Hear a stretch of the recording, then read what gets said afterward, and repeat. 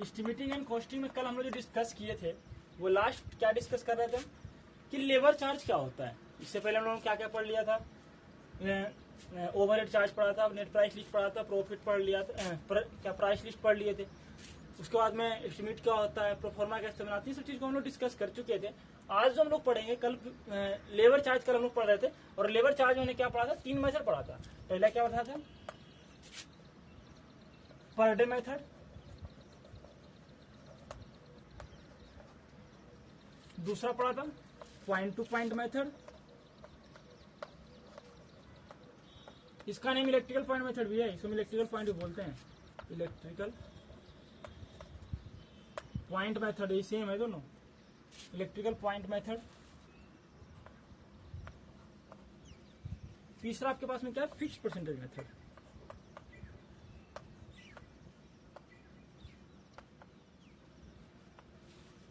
ये 3 मेथड था।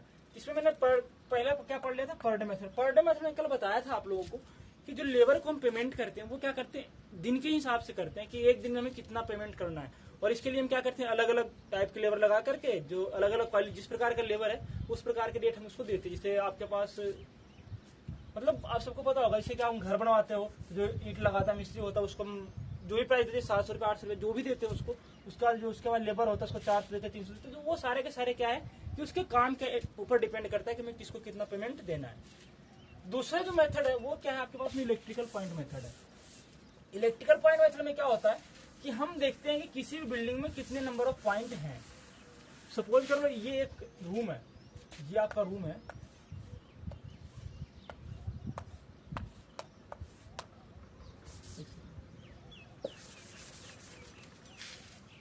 ये आपका एक फ्लैट सा बनाता हूं मैं, ये 4 कमरे इसमें है, इसमें एक बल्ब यहाँ है, एक बल्ब यहाँ है, एक बल्ब यहाँ है, एक यहाँ लगा दिया, एक यहाँ लगा दिया, एक यहाँ लगा दिया, एक यहाँ लगा दिया।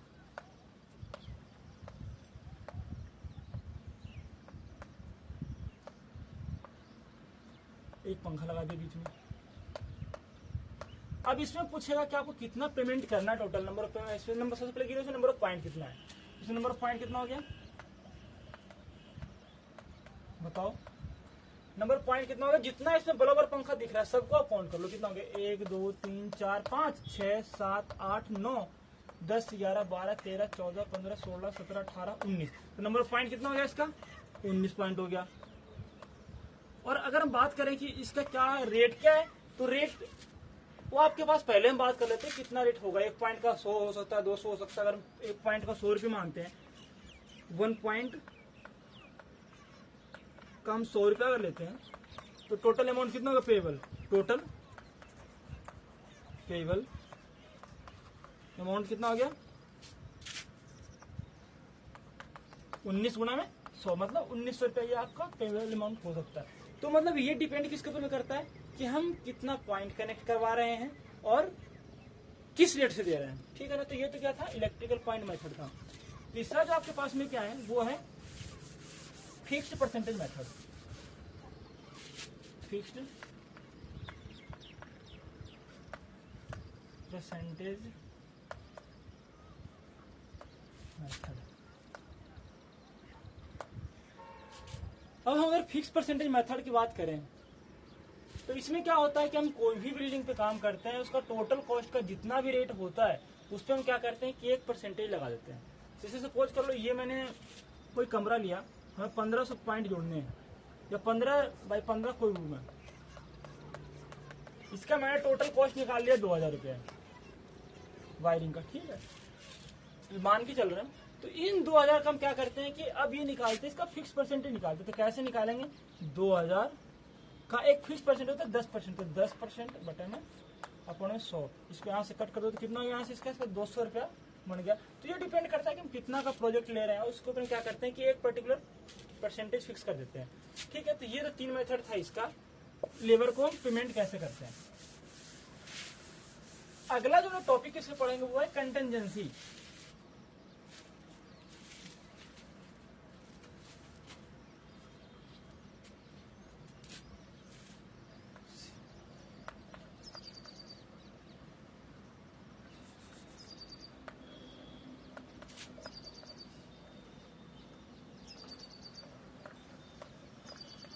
कंटेंजेंसी। कंटेंजेंसी होता क्या है? देखो, होता ऐसा है कि हम अगर कोई काम करते हैं, हम काम करने के लिए स्टार्ट करते हैं, सब सपोज कर लो कंपनी में आप काम करते हो। जब कंपनी में हम काम करते हैं तो क्या होता है कि या फिर आप कोई प्रोजेक्ट हम की बात करें तो प्रोजेक्ट उठा लेते हैं। तो आप कोई प्रोजेक्ट पे काम कर रहे हो, कोई कहीं पे घर पे आप काम कर रहे हो, तो क्या होता है कि जैसे कि नेचुरल क्लाइमेट हो गया, आपने वायरिंग की, या फिर जैसे ये मोस्टली ना सिविल वाला में ज्यादा चलता है या फिर कहीं भी चल सकता है। आपने वायरिंग की और सपोज कर तो वहां पे उसमें आग लग गया, कुछ भी हो गया, XYZ कुछ भी नुकसान हो जाता है, तो नेचुरल क्लाइमेट के कारण से हो सकता है। तो वो जो नेचुरल क्लाइमेट से नुकसान होता है उसका पेमेंट करने के लिए हम क्या करते हैं? कंटेंजेंसी का यूज करते हैं। समझिए, मतलब कोई भी काम हम कर रहे हैं, आप प्रोजेक्ट बना रहे हो तो उसमें क्या होता है कि 5% कंटेंजेंसी रह जाता है। कोई भी काम आप करोगे तो चाहे काम पूरा होने के बाद में क्या होता है कि जितना आपका टोटल कॉस्ट निकलता है उसमें क्या करते हैं, 5% हम कंटेंजेंसी क्या करते हैं उस पर ऐड करते हैं, ताकि आपका कोई नेचुरल क्लाइमेट हो जाए, कोई एक्सपेंस, मतलब जो भी चीज हम नहीं चाह रहे हैं, अनवांटेड चीज हो जाए, तो उस कंडीशन में क्या कर सके, इससे पेमेंट हम लेबर को दे सके। तो ये तो इसका था क्या, कंटेंजेंसी। इसे डिफाइन करना है और कुछ ज्यादा है नहीं कंटेंजेंसी में। अगला जो पढ़ना है इसमें वो क्या पढ़ना है, कंपैरेटिव स्टेटमेंट।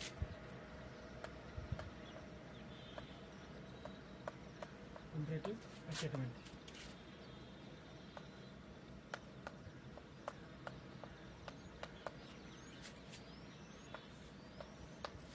अब देखो, इसका नाम ही बता रहा है क्या हो सकता है। कंपैरेटिव का मतलब क्या होता है, कंपेयर। तो कंपैरेटिव स्टेटमेंट में होता क्या है कि जैसे आप कोई भी एक प्रोडक्ट खरीदने के लिए जाते हो, आप सपोज कर लो आप कोई मोबाइल खरीदने के लिए जाते हो, आप मोबाइल खरीदने के लिए जा रहे हो, कोई भी मोबाइल खरीदने के लिए जा रहे हो, आपने नोकिया कोई फोन खरीदना है, आपने स्पेशल कर रखा है नोकिया में 4 GB रैम का फोन खरीदना है, ठीक है, नोकिया का हमें 4 GB रैम का फोन खरीदना है। अब आप मार्केट में जाओगे तो ऐसा तो है नहीं कि आप गए जहां से वहीं से फोन खरीद लोगे। पहला काम क्या करते हो, पहले आपने एक दुकान देख लिया, 2 दुकान देख लिया, 3 दुकान का आपने नाम ले लिया, ठीक है। अब हम क्या करते हैं कि जाकर के पता करते हैं कि कौन कितना में दे रहा है। सपोज कर लो ये आपको 1000 रुपये में दे रहा है और प्लस में क्या लेगा, ये टैक्स लेगा। 1000 प्लस में टैक्स है। इसने भी 1010 बोल रखा, प्लस में टैक्स बोल रखा है। इसने 990 और प्लस में टैक्स बोल रखा है। सेम चीज के लिए 3 रेट आपको मार्केट में मिल रहा है। तो आप क्या करोगे कि जो सबसे कम में पे करेगा उसके वहां से आप सामान खरीदोगे। तो यही जो होता है ना, इस प्रकार के कंपेयर करके कोई भी प्रोडक्ट खरीदना है आपके पास में क्या है, कंपैरेटिव स्टेटमेंट है। मतलब एक सेम प्रोडक्ट के लिए डिफरेंट सेलर से हमें क्या करना है कि रेट का पता कर करके सामान खरीदना है, क्या है आपके पास में कंपैरेटिव स्टेटमेंट है। तो ये ठीक है ना, इससे हम मतलब कि कोई भी चीज को हम ये पता कर लेते हैं कि कितना कोई प्रोडक्ट आप यहाँ मार्केट से आप खरीद सकते हो, ठीक है।